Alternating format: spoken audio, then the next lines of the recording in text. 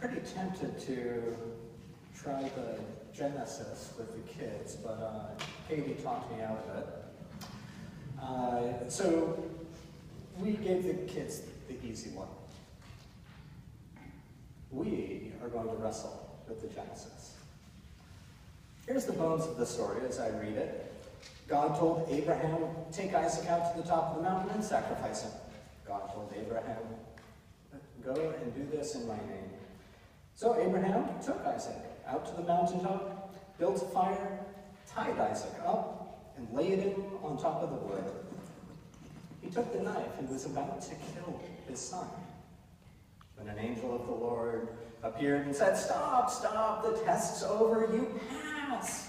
Here's a ram for you to sacrifice instead. Well done. And then God gives Abraham his reward.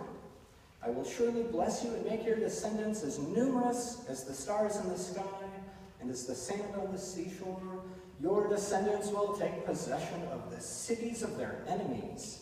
And through your offspring, all nations on earth will be blessed because you have obeyed me. This is a story of reaping the rewards of passing God's tests.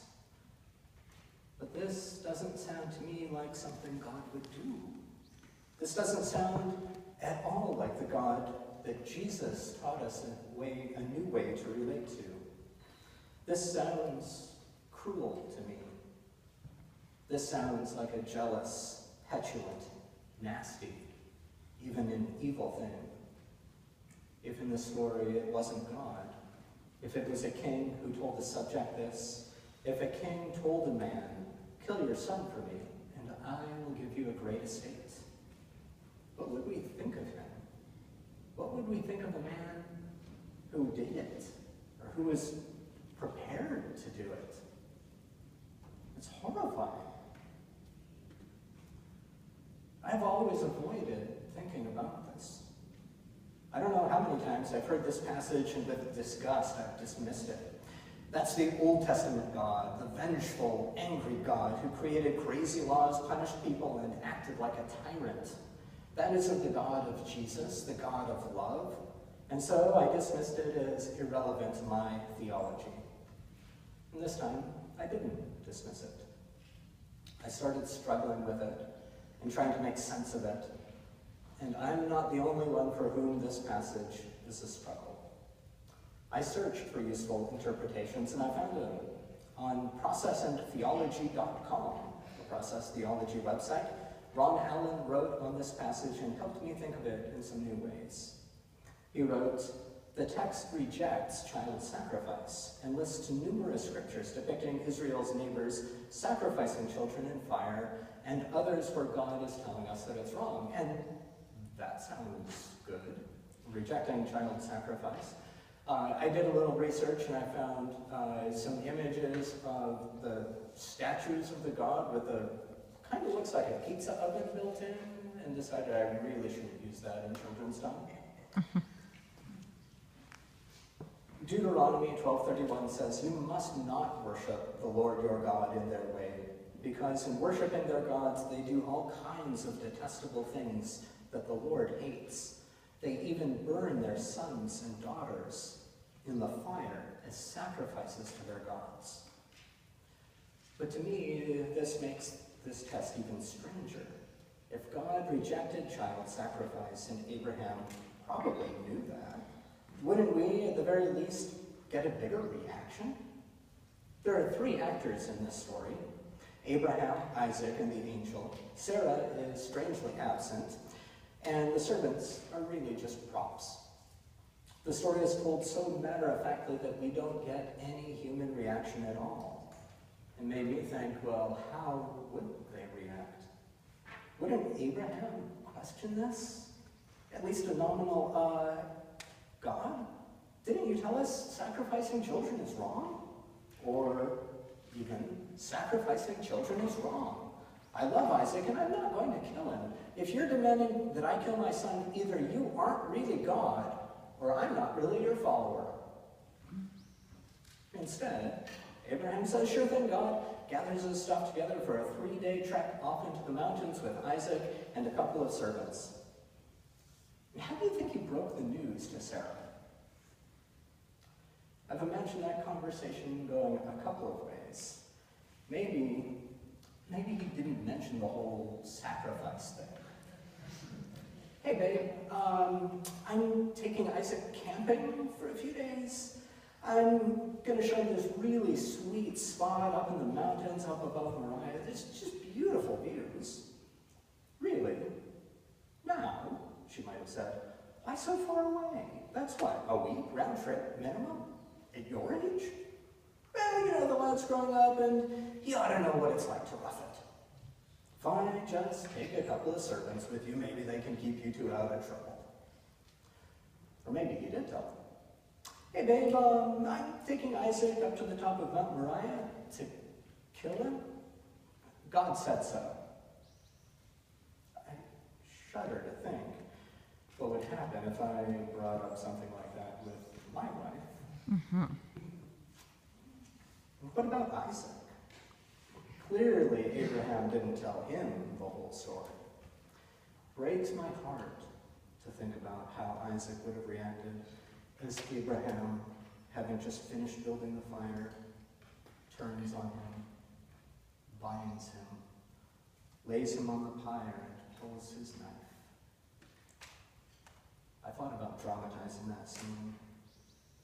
I tried to imagine doing that to Josh. I couldn't write it down. I couldn't write the words. I could imagine the struggle, the screaming, the panic, the betrayal. We don't get any of that. Later, after the angel comes and says, hey, just a test, and guess what, you passed, don't kill him. Abraham pulls him off the wood, unties him, and together they go and get the ram caught in the bramble. But later, could Isaac ever forget that moment? Ever forgive his father? I don't know. It makes me sick to think about God testing Abraham like that. It makes me sick to think that Abraham could have done it. Think of my own son, of my own daughter. I know I would never pass that test.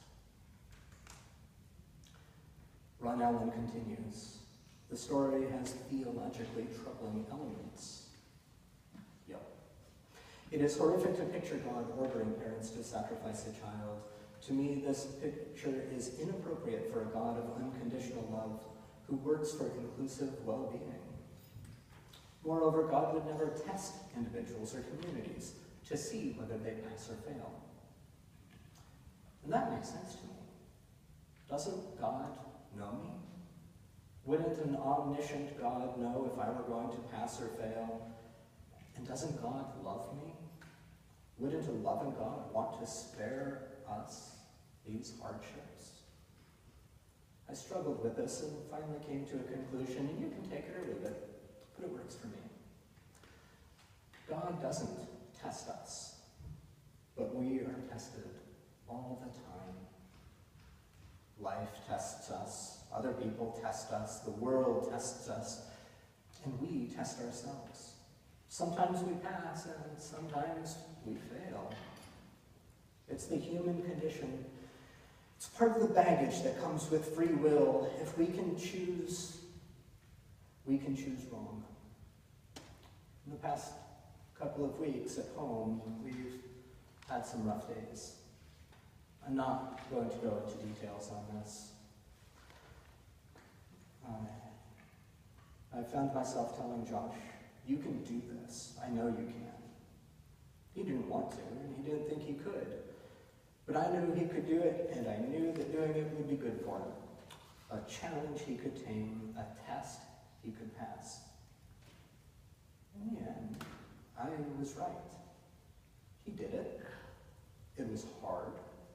It was emotionally draining, and it left him weary, but he passed the test. I have my own tests, and I fail regularly. I make bad choices. I procrastinate. I fail to focus on the most important things. And when I do, I feel it. I might feel okay in the moment when I'm doing something else, but later, I know I failed. Whether someone calls me on it, or lets it go, or no one even notices, I know I failed. And then I feel worse, and I feel anxiety about failing the next test, and sometimes I feel so sure that I'm going to fail the next test that I do everything I can to avoid it altogether. And that never works out. Not for long. I know you have your own struggles. You have your own tests, and I hope you pass them more often than I do. No good. But where is God in this? God isn't setting up the tests for us. God isn't creating trials and tribulations, isn't setting traps in our path. God is with us, telling us, you can do this. I know you can do this.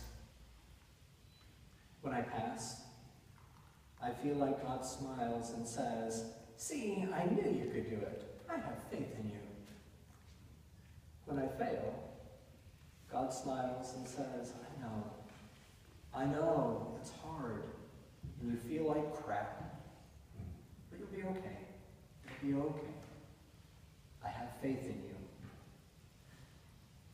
Back in Genesis, Abraham's reward was pretty impressive. I'm not so ambitious. I don't need my descendants to take possession of cities or to be as numerous as the stars.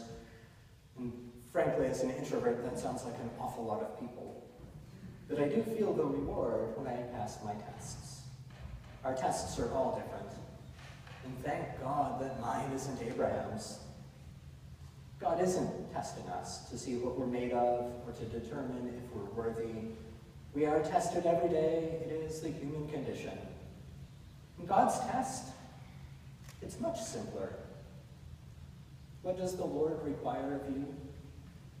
To seek justice and love kindness and walk humbly